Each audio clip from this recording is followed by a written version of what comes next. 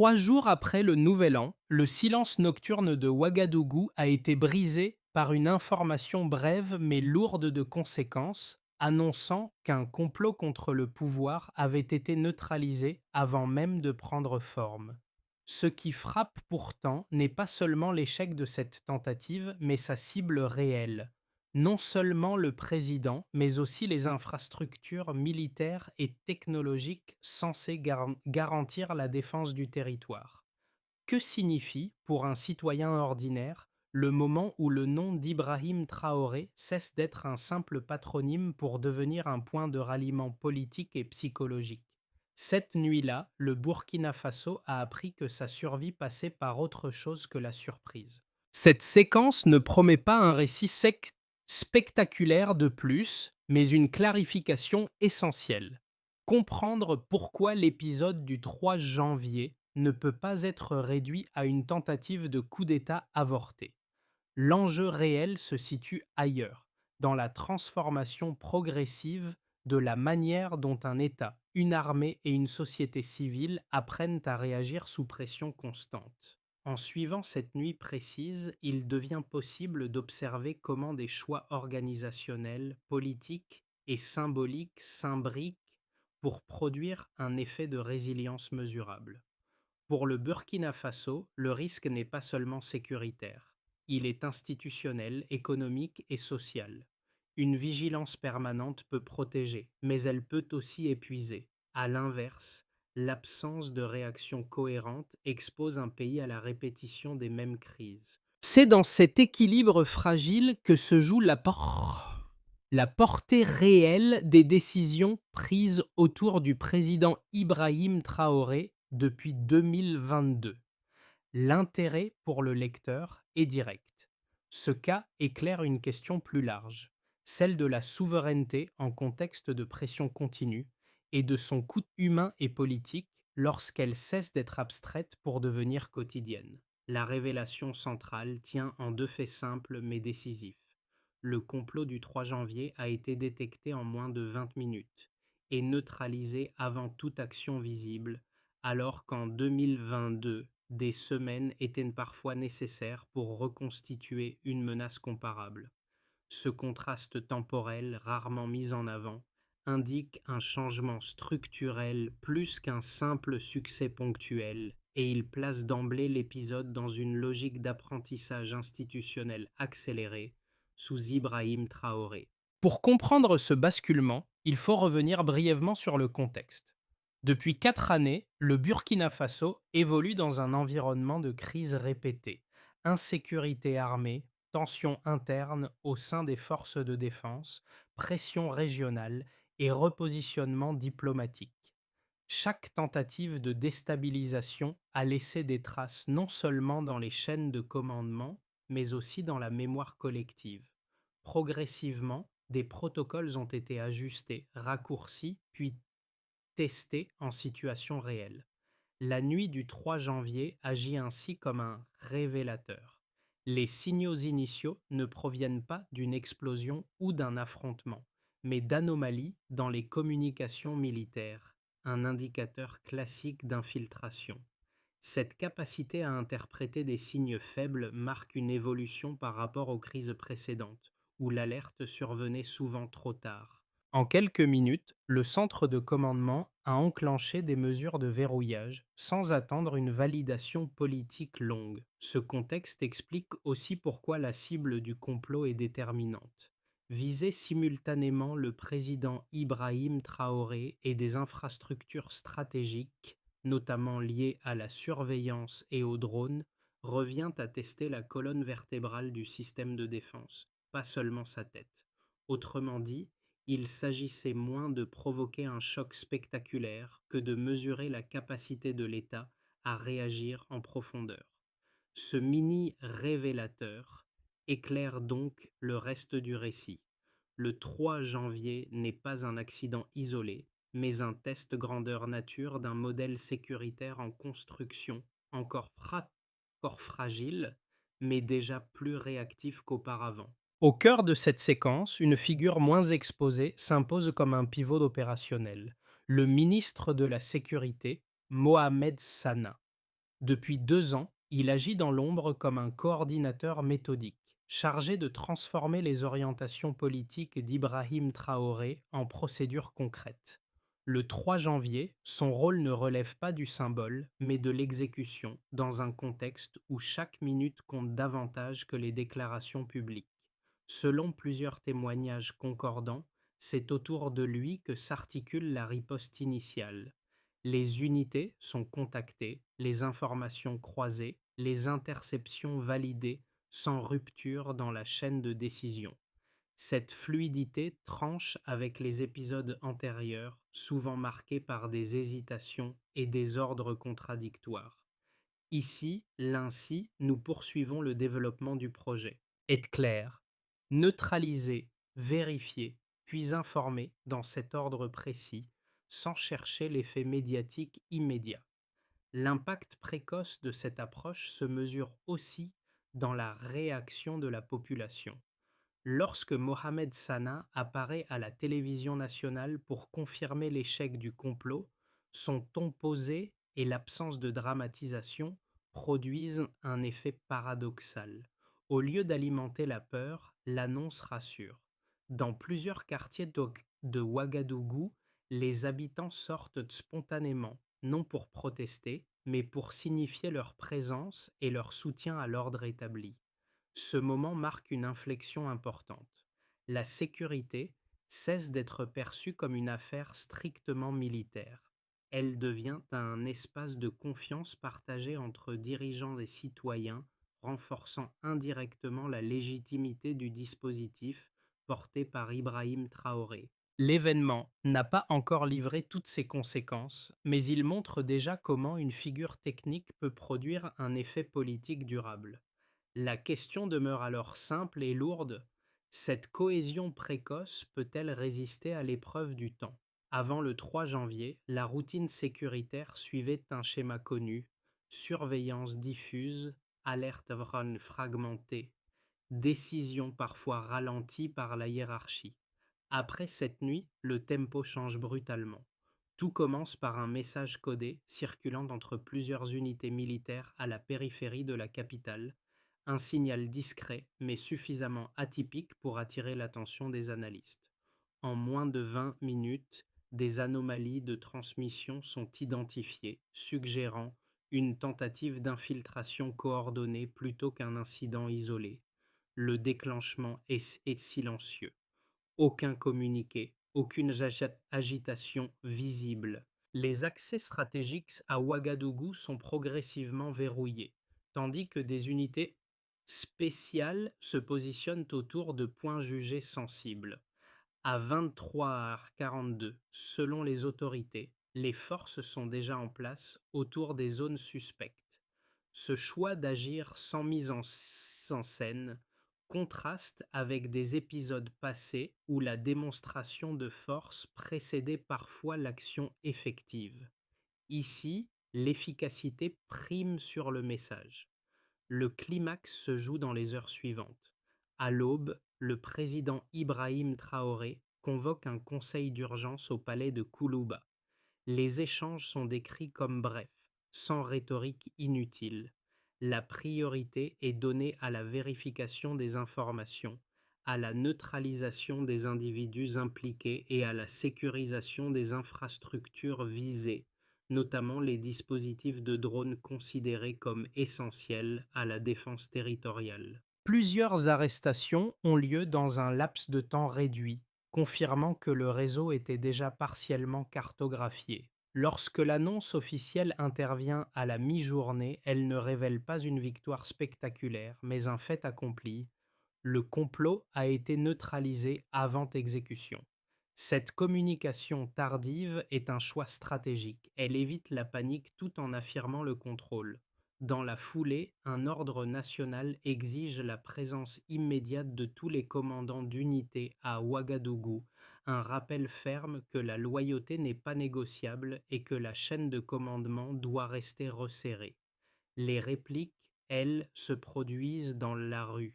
Informés par des messages circulant sur les réseaux locaux, des milliers de citoyens convergent vers les places publiques. Ils brandissent des drapeaux, scandent des slogans simples et répètent le nom d'Ibrahim Traoré comme un mot d'ordre plus que comme une référence personnelle. Ce mouvement n'est pas organisé par l'État, mais il en renforce paradoxalement l'autorité, en montrant que la réaction populaire précède parfois l'appel officiel. Ce basculement narratif est essentiel. L'État n'apparaît plus seulement comme le protecteur du peuple. Le peuple devient un acteur de la stabilisation, consolidant l'État par sa présence et sa vigilance. Le 3 janvier se transforme alors en point de non-retour symbolique. Il ne s'agit plus seulement d'avoir évité un coup, mais d'avoir modifié la relation entre sécurité, pouvoir et société dans un contexte où chaque nouvelle menace sera désormais interprétée à l'aune de cette nuit fondatrice. Le premier indicateur clé tient dans un écart de temps qui résume à lui seul la mutation en cours. En 2022, l'identification complète d'un réseau hostile pouvait nécessiter plusieurs semaines. En 2026, moins de 24 heures ont suffi pour isoler les principaux acteurs impliqués dans la tentative du 3 janvier. Ce passage d'une temporalité longue à une réaction quasi réflexe constitue un delta d'efficacité qui dépasse le simple effet d'annonce et traduit une réorganisation structurelle du renseignement sous Ibrahim Traoré. Derrière ce chiffre se cache un changement de méthode. Les services ne travaillent plus uniquement en aval, après un événement visible, mais en amont, sur des signaux faibles. Les anomalies de transmission détectées cette nuit-là illustrent cette approche. Là où ces signaux auraient autrefois été classés comme bruit technique, ils déclenchent désormais des protocoles automatiques de vérification croisée. Ce raccourcissement du cycle décisionnel réduit mécaniquement la fenêtre d'action des réseaux hostiles, qui comptaient auparavant sur la lenteur administrative pour progresser. Un deuxième nombre permet de mesurer la portée opérationnelle de cette transformation. 45 minutes. C'est le temps écoulé entre la détection du premier signal suspect et le verrouillage effectif des accès stratégiques à la capitale. Dans un environnement régional où des coups d'État se jouent parfois en moins de 2 heures, cette réaction ultra brève change l'équation. Elle signifie que l'avantage n'est plus systématiquement du côté de l'assaillant, mais peut basculer vers la défense lorsque les procédures sont suffisamment intégrées. Ce chiffre n'a de sens que replacé dans son contexte organisationnel. Depuis novembre précédent, un protocole d'urgence impose à chaque unité militaire une ligne directe avec le centre de commandement, supprimant plusieurs niveaux intermédiaires. Cette architecture plate réduit la dilution des responsabilités et limite les retards liés aux arbitrages hiérarchiques. La rapidité observée le 3 janvier n'est donc pas improvisée, elle résulte d'exercices répétés et d'une discipline institutionnelle renforcée. Un troisième indicateur, plus social, complète ce tableau. Près de 20 000 personnes recensées dans les rues de Ouagadougou le lendemain de l'annonce officielle. Ce chiffre ne renvoie pas à une mobilisation encadrée, mais à une présence spontanée. Il suggère que la population a intégré les codes de la vigilance collective et qu'elle perçoit désormais la sécurité comme une responsabilité partagée, et non comme une affaire réservée aux élites militaires. Pris ensemble, ces trois données dessinent une trajectoire cohérente. Elles indiquent que le Burkina Faso a franchi un seuil, passant d'une posture réactive à une posture préventive. Les menaces n'ont pas disparu, mais leur coût opérationnel augmente tandis que la capacité de résilience de l'État et de la société s'élargit. Reste une interrogation centrale. Cette montée en puissance quantitative pourra-t-elle se maintenir sans générer une fatigue politique à long terme? Plusieurs observateurs extérieurs formulent des critiques qui méritent d'être prises au sérieux. La première consiste à dire que la répétition des alertes sécuritaires servirait avant tout à consolider le pouvoir autour d'un climat d'urgence permanent. Selon cette lecture, chaque complot annoncé renforcerait mécaniquement la cohésion autour du président Ibrahim Traoré, tout en repoussant au second plan les difficultés économiques persistantes et les attentes sociales non satisfaites. La vigilance deviendrait alors un outil politique plus qu'un impératif de survie. Une seconde critique adopte un angle géopolitique. Elle avance que la rhétorique sécuritaire justifierait un recentrage stratégique vers de nouveaux partenaires militaires et économiques, notamment russes ou turcs, au détriment des alliances traditionnelles avec l'Occident. Ce repositionnement serait interprété comme une quête d'autonomie certes compréhensible, mais potentiellement déstabilisatrice pour l'équilibre régional. À terme, cette orientation risquerait d'isoler davantage le Burkina Faso sur la scène internationale, en accentuant les tensions diplomatiques existantes. Ces arguments reposent sur des précédents réels dans d'autres contextes, ce qui leur confère une crédibilité initiale. Pourtant, les faits disponibles introduisent des nuances importantes. D'une part, les autorités ont rendu publiques des preuves rarement diffusées dans ce type de situation: communication interceptée, aveux filmés et indications précises de connexions extérieures. Si la menace n'était qu'un prétexte, la transparence partielle observée comporterait un risque politique inutile, car chaque élément publié peut être contesté ou retourné contre le pouvoir. D'autre part, la mobilisation observée le 3 janvier ne se limite pas à un soutien passif. Elle précède parfois la communication officielle, ce qui suggère que l'adhésion populaire ne dépend pas uniquement du récit étatique. Cette dynamique affaiblit l'idée d'une manipulation unilatérale et indique une convergence imparfaite mais réelle entre perception citoyenne et discours institutionnel. Le paradoxe demeure néanmoins entier. Plus un État affirme sa souveraineté, plus ses actes sont scrutés avec suspicion.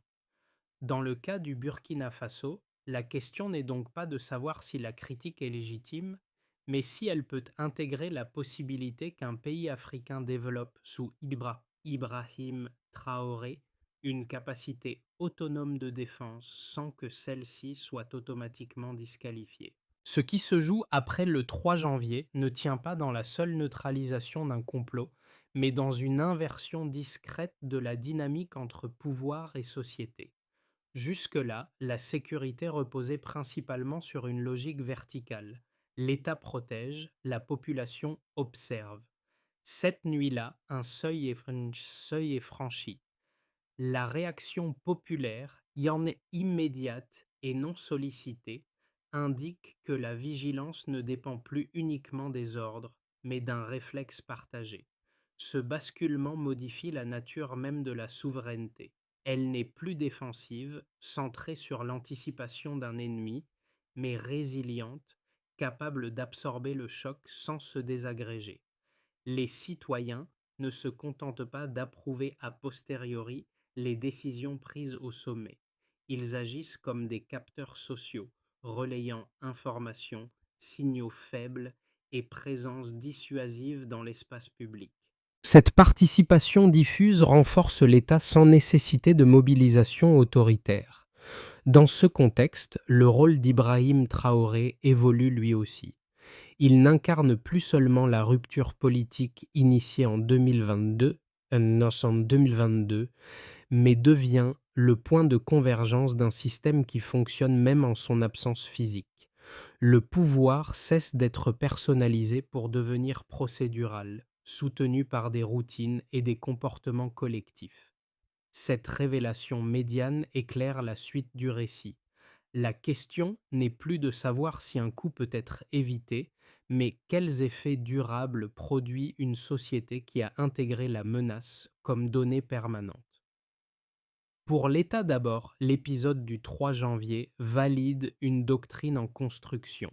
La neutralisation anticipée du complot confirme que la chaîne de commandement peut fonctionner en mode resserré, avec des centres de coordination capables d'agir sans attendre des validations successives. Cette logique opérationnelle, encouragée par Ibrahim Traoré, renforce la crédibilité interne des institutions sécuritaires. Elle permet aussi d'assumer une communication plus sobre, annoncer un fait accompli, plutôt qu'une menace en cours réduit la panique et stabilise l'espace public. En contrepartie, l'État accepte une exposition accrue à la critique car chaque succès revendiqué devient mesurable et donc contestable. Pour les entreprises ensuite, notamment dans les secteurs sensibles comme les mines et la logistique, l'impact est moins spectaculaire mais tout aussi déterminant. La réduction des délais d'intervention et la présence visible d'un dispositif coordonné diminuent l'incertitude quotidienne. Plusieurs acteurs économiques signalent une reprise progressive des flux, non par enthousiasme, mais par calcul. Un environnement perçu comme plus prévisible, même sous vigilance permanente, facilite la planification à court terme. Cette amélioration reste fragile et dépendante de la continuité sécuritaire, mais elle modifie déjà la perception du risque, condition essentielle à toute activité productive. Du côté des citoyens, les conséquences se situent sur un registre plus intime. La mobilisation spontanée observée après l'annonce officielle traduit une appropriation de la sécurité comme bien commun. Dans les quartiers, des réseaux informels s'activent pour informer, apaiser et parfois assister les forces de l'ordre. Cette vigilance populaire n'efface pas la peur, mais elle la transforme en lucidité partagée. Le sentiment dominant n'est plus celui de l'attente passive, mais celui d'une responsabilité diffuse où chacun joue un rôle modeste mais reconnu dans la stabilité collective. À l'échelle régionale enfin, l'effet se propage par cercles concentriques. Les alliés du Burkina Faso au sein de l'Alliance des États du Sahel observent dans cette séquence un précédent stratégique. Les échanges de renseignements s'intensifient, les réunions conjointes se multiplient et l'idée d'une sécurité mutualisée gagne en légitimité. Ce mouvement contraste avec le scepticisme de certains observateurs internationaux, qui peinent à intégrer l'hypothèse d'une montée en compétences autonomes dans des pays longtemps marginalisés. Pris ensemble, ces effets montrent que le 3 janvier ne produit pas une conséquence unique, mais une série d'ajustements différenciés selon les acteurs. L'État consolide sa méthode, les entreprises recalibrent leurs attentes, les citoyens redéfinissent leur rôle et la région expérimente une nouvelle forme de coordination. La question centrale devient alors celle de la durée. Cette dynamique peut-elle s'inscrire dans le temps sans perdre son équilibre initial?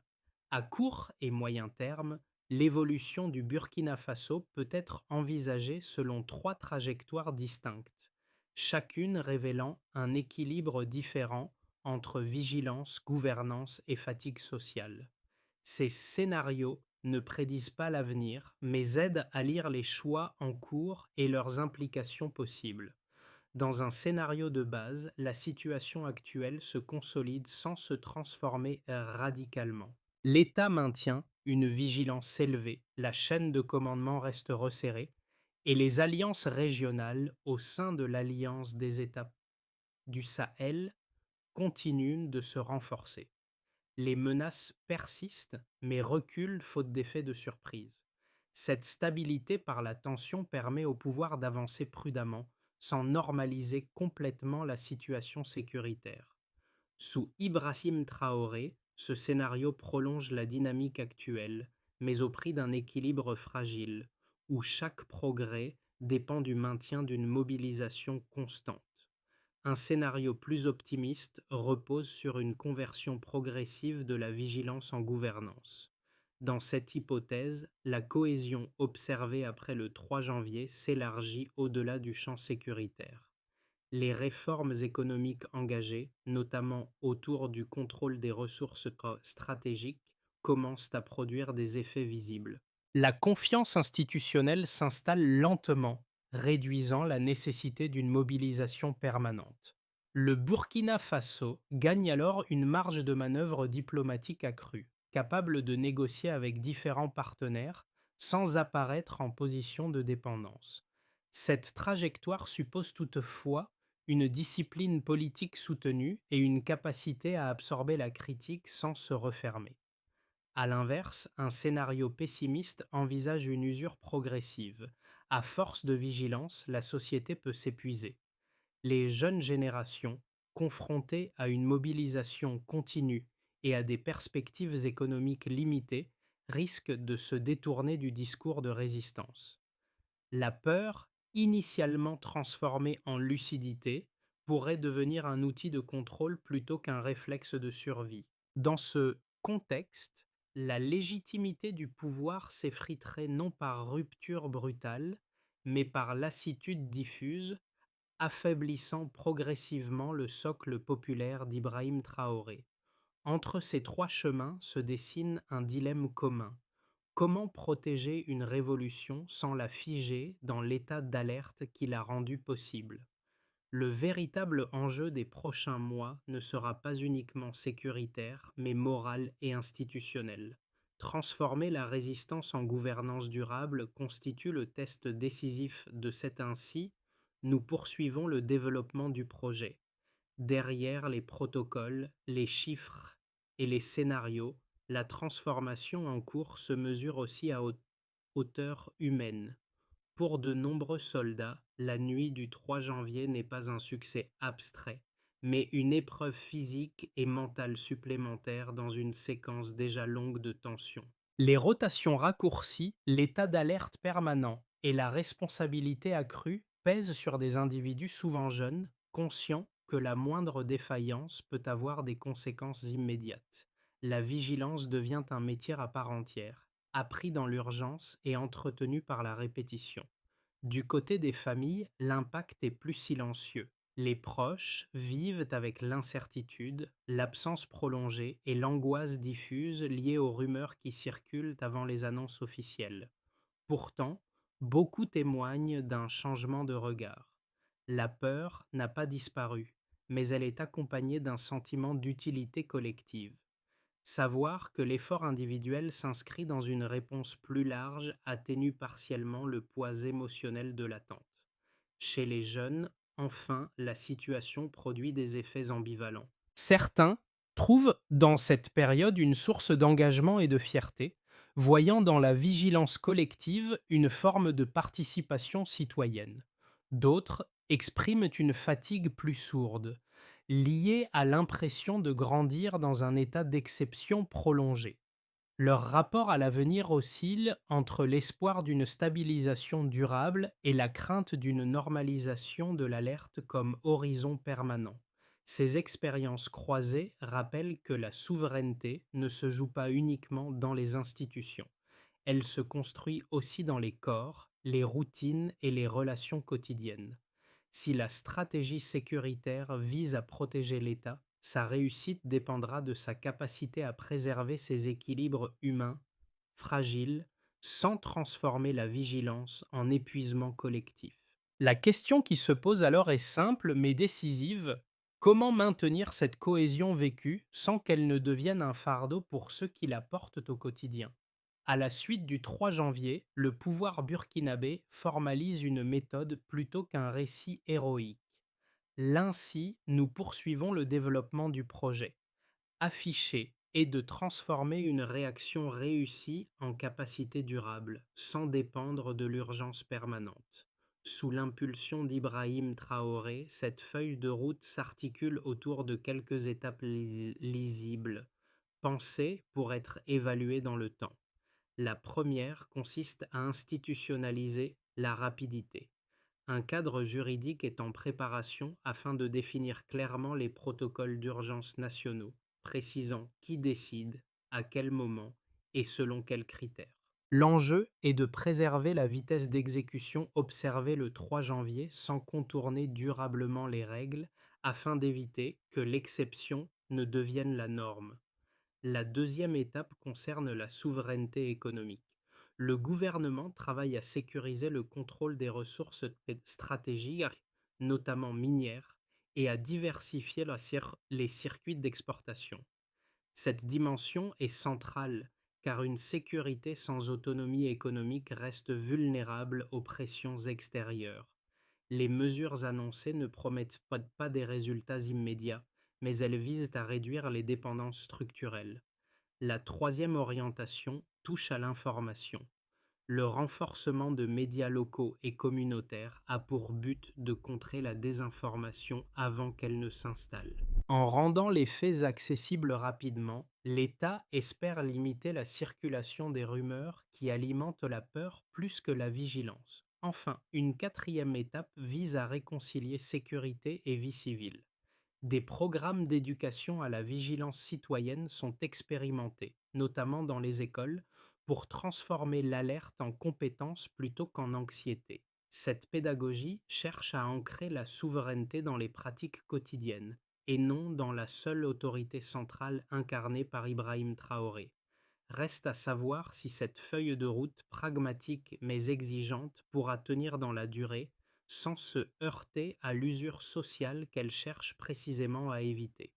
Au lendemain du 3 janvier, l'image qui revient le plus souvent n'est ni celle des arrestations ni celle des foules, mais un détail plus discret. Le visage fermé de Mohamed Sana à la télévision, immobile, presque austère, et quelques heures plus tard, une ville qui reprend son souffle sans célébration.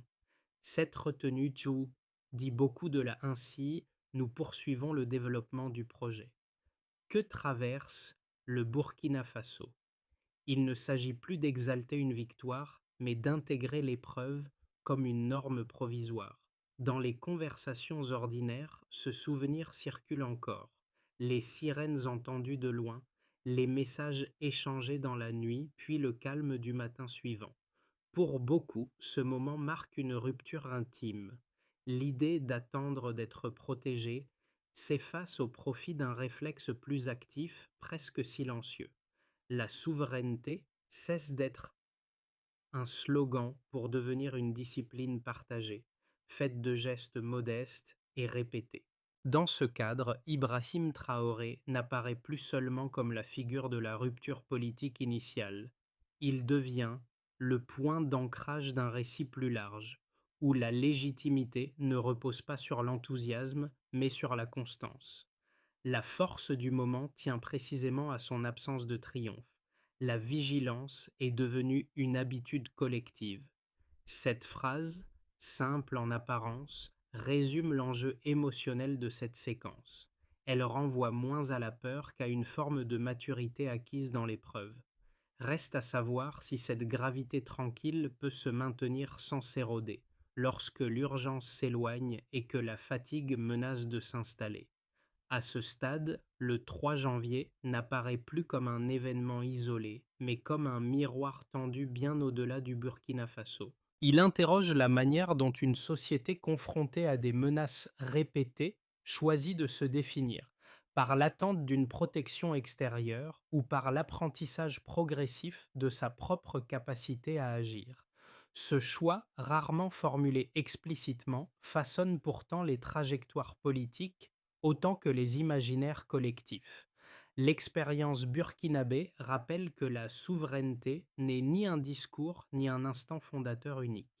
Elle se construit dans la durée, à travers des décisions ordinaires, des routines acceptées et une vigilance partagée. Sous Ibrahim Traoré, cette idée prend une forme concrète, encore inachevée, mais déjà observable dans les comportements et les priorités affichées. Elle n'exige pas l'adhésion unanime, seulement une participation minimale pour fonctionner. La question qui demeure n'appelle pas de réponse immédiate. Si d'autres sociétés africaines suivaient une voie similaire, serions-nous prêts à les regarder sans les réduire au schéma familier du désordre ou de la manipulation? Et plus largement, savons-nous reconnaître une souveraineté qui se vit au quotidien, plutôt qu'une indépendance proclamée une fois pour toutes? La réflexion reste ouverte comme un espace de dialogue plutôt qu'une conclusion définitive.